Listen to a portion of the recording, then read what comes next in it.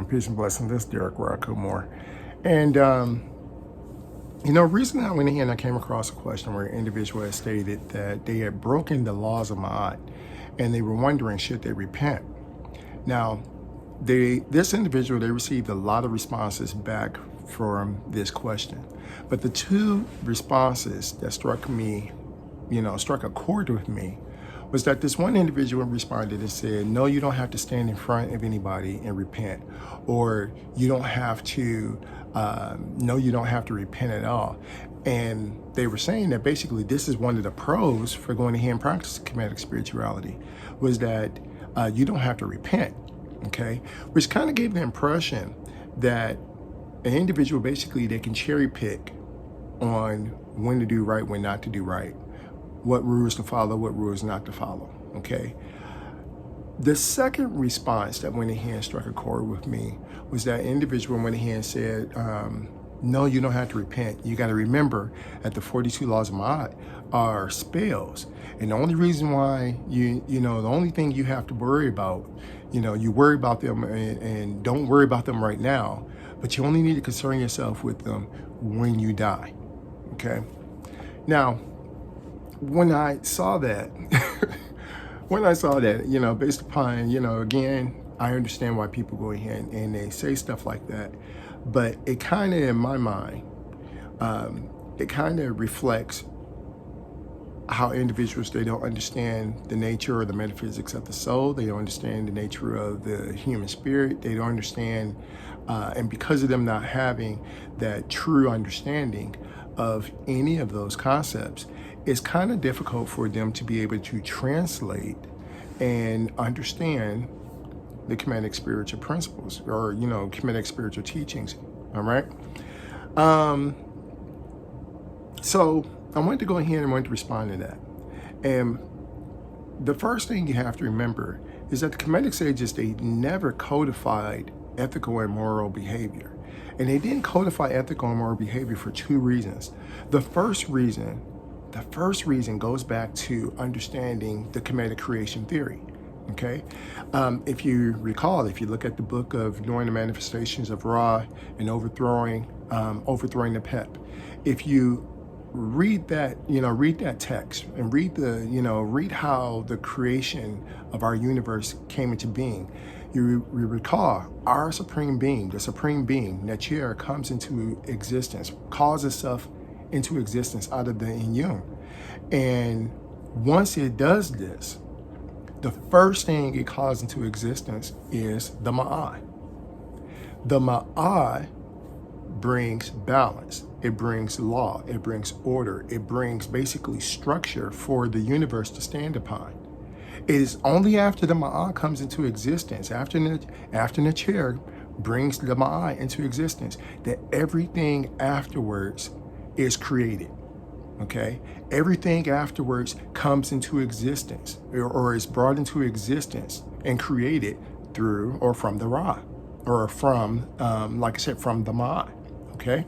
So if you keep that in mind, that everything that exists, there is nothing that exists by accidents. There is no coincidence. Everything that Nature brought into existence through the Maat, okay, everything that Nature brought into existence through the Maat has the Maat within it, okay?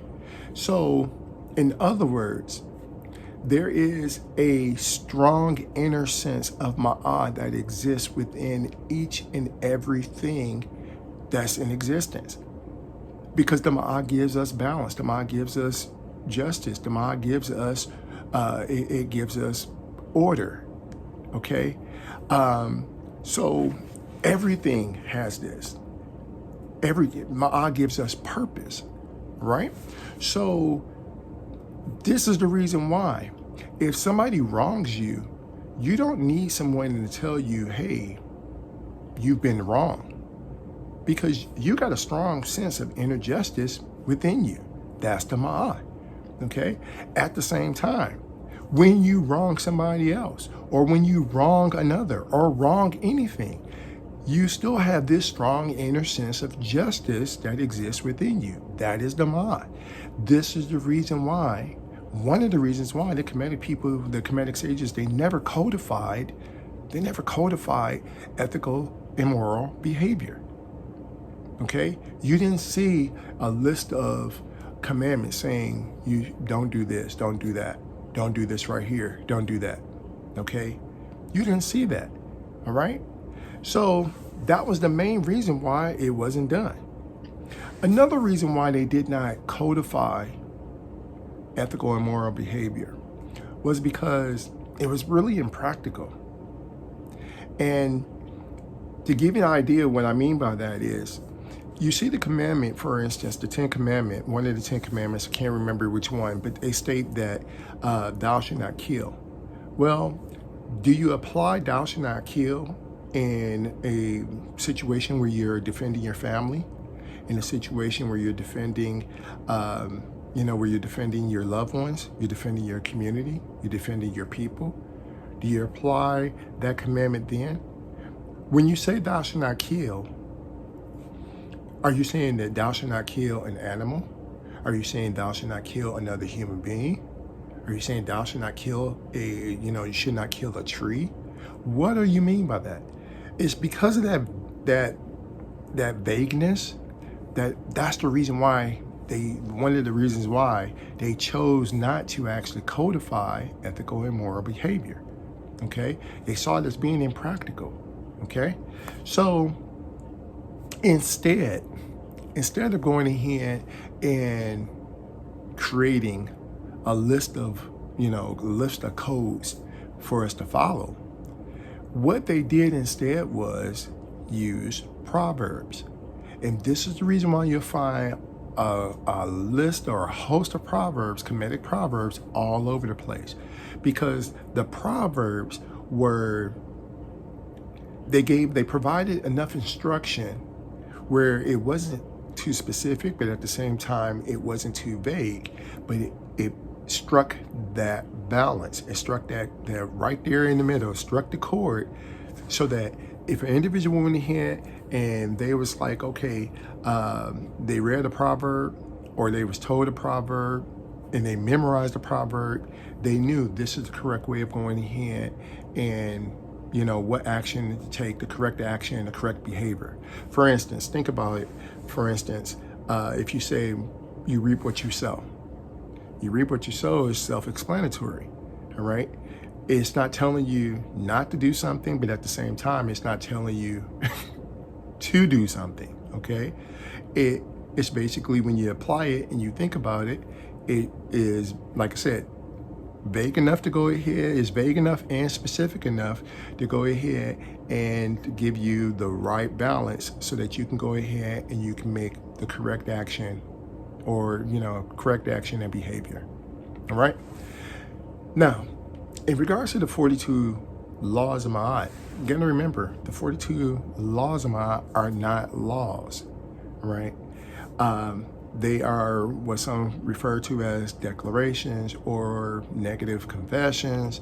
But basically, the reason why the 42 Laws of Maa, you didn't find a list of the 42 Laws of Maa. They only were written for the scribe Annie, is because each one of these were tailored to an individual's to the individual's purpose, the individual's existence.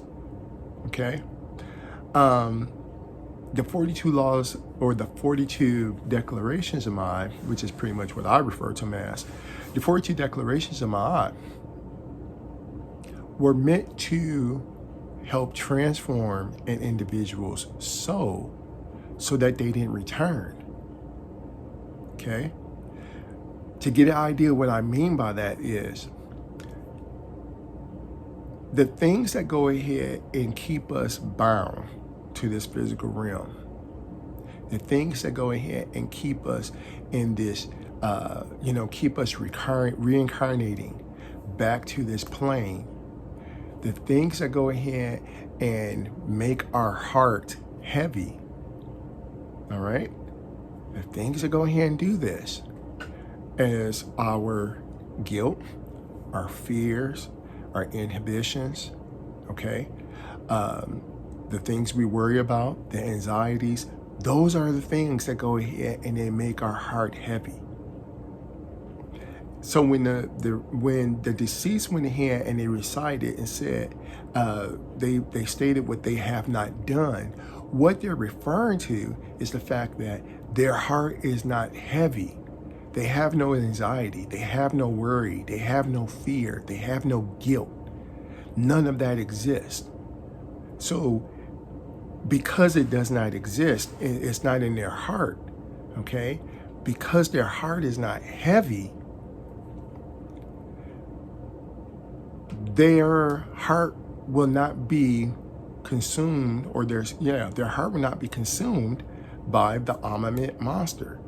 Okay, the Maat monster was basically an amalgamation of different animals that symbolized and represented different parts of the physical existence that brought us down. In other words, it's an amalgamation of that symbolizes your anxiety, your worries, your guilt, your fear, things of that nature. Okay, so when the deceased says, "Thou have not," or "I have not done XYZ," they have not done these things. Okay, that's what they're referring to. My heart is not heavy because I have not done these things. My heart is not heavy because I don't feel any guilt. I don't feel any fear. I'm not fearful of anything. Okay, I don't have a guilty conscience. You know, I have no worries. I have no anxieties. Okay, and because I don't have any of these, all right, I can go ahead. My heart is pure. My heart. Okay, my heart is light as a feather, and I am able to transition to the next plane of existence. Okay, now, if you can't do that, what happens is you end up coming back. Okay, you end up reincarnating or incarnating back to this physical plane, and that was the intention behind it. Okay, so should you repent? Should you repent when you go ahead and you feel or you sense that you've done something wrong? Yes, you should. Now, should you repent to, somebody, some priest or priestess or somebody of that nature? That's not necessary. You're absolutely right. That's not necessary. However, if you feel that you need to repent in order to relieve yourself of the guilt, relieve yourself of the anxiety, relieve yourself of worry, okay? Relieve yourself of any of these things. If you feel that you need to repent, or you need to forgive an individual, okay? Then yes, you're absolutely right. Repent, okay? Because that eliminates all of that keeps you from going ahead and having a heavy heart. All right, presently that's what's happening. A lot of us, we're carrying around a lot of burden. We're carrying around a lot of emotional baggage. We're carrying around a lot of, like I said, we have these anxieties, we have these worries, we have all these different concerns, instead of going ahead and trusting in the spirit. Okay, so yeah, okay, you need to repent, right? So hopefully that gives a little bit more, a better understanding of how to actually apply how to apply and live your life according to the Maat. All right. If you have any comments, questions, or suggestions, feel free to drop me a line. Until next time, fam. Head to Pearl. Peace.